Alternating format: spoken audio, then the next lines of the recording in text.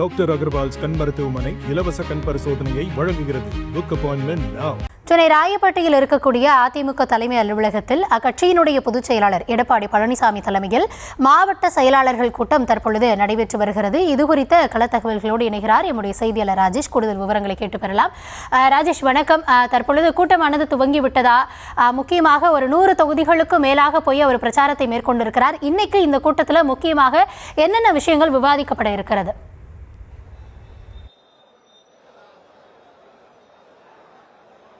கௌதமி வணக்கம். 2026 சட்டமன்ற தேர்தல் நெருங்கக்கூடிய நிலையில் அதிமுக மாவட்ட செயலாளர்கள் கூட்டம் நடத்துவது மிக முக்கியத்துவம் வாய்ந்த ஒன்றாக பார்க்கப்படுகிறது.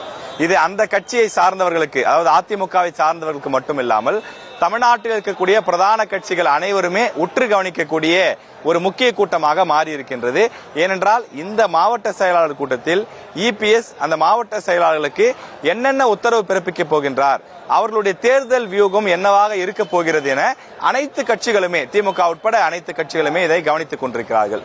நாம் விசாரித்த வரையில் இந்த மாவட்ட செயலாளர் கூட்டம் நடைபெறுவதற்கான காரணம், பூத் கமிட்டி அமைப்பது சம்பந்தமாக பல மாதங்களாக அதிமுகவினர் தொடர்ந்து அதற்கான முயற்சிகளை மேற்கொண்டு வருகின்றார்கள்.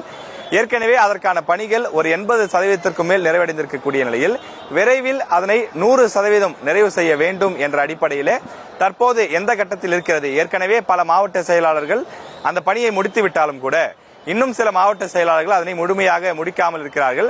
எனவே அதற்கான காரணம் என்ன, அது எந்த அளவுக்கு இருக்கின்றது என்பது குறித்தெல்லாம் இன்றைய தினம் நடைபெறக்கூடிய இந்த மாவட்ட செயலாளர்கள் கூட்டத்திலே ஆலோசிக்கப்படும் என்று தெரிகின்றது.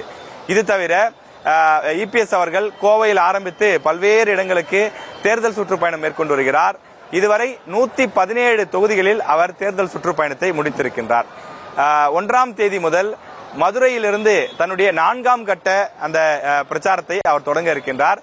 எனவே ஏறக்குறைய தமிழ்நாட்டினுடைய சரிபாதி தொகுதிகளில் சுற்றுப்பயணத்தை முடித்திருக்கக்கூடிய இபிஎஸ் அவர்கள் களத்தில் தான் கண்டது என்ன, என்னென்ன விஷயங்கள் நமக்கு சாதகமாக இருக்கிறது, என்னென்ன விஷயங்களை நாம் மாற்ற வேண்டிய தேவை இருக்கின்றது, இவற்றையெல்லாம் மாற்றிக்கொண்டால்தான் 2026 அனைத்து தொகுதிகளும் நமக்கு சாதகமாக மாறும் என்று அந்த அடிப்படையிலே சில உத்தரவுகளை அவர் பிறப்பிப்பார் என்று எதிர்பார்க்கப்படுகின்றது.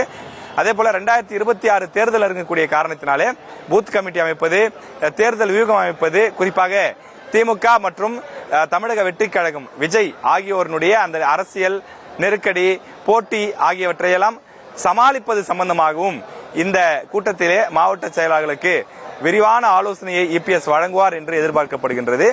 இதற்கு முன்பு, அதாவது கடந்த மாதம், அதற்கு முன்பு அது போன்றெல்லாம் மாவட்ட செயலாளர்கள் கூட்டத்தை இபிஎஸ் நடத்தியிருந்தாலும் கூட அப்போது கொடுக்கப்பட்ட ஆலோசனைகளை காட்டிலும் இன்றைய தினம் நடைபெறக்கூடிய மாவட்ட செயலாளர் கூட்டம் மிகுந்த முக்கியத்துவம் வாய்ந்த ஒன்றாக பார்க்கப்படுகின்றது. எனவே இந்த மாவட்ட செயலாளர் கூட்டம் சுமார் 1 மணி நேரம் நடைபெறும் என்றும் அதற்கு தேவையான பல்வேறு தரவுகளோடு அவர் வந்திருப்பதாகவும், எனவே தரவுகளின் அடிப்படையிலே பல்வேறு தொகுதிகள் குறித்தும் பல்வேறு மாவட்டங்கள் குறித்தும் இபிஎஸ் பேச இருப்பதாக தகவல் வெளியாகி இருக்கின்றது.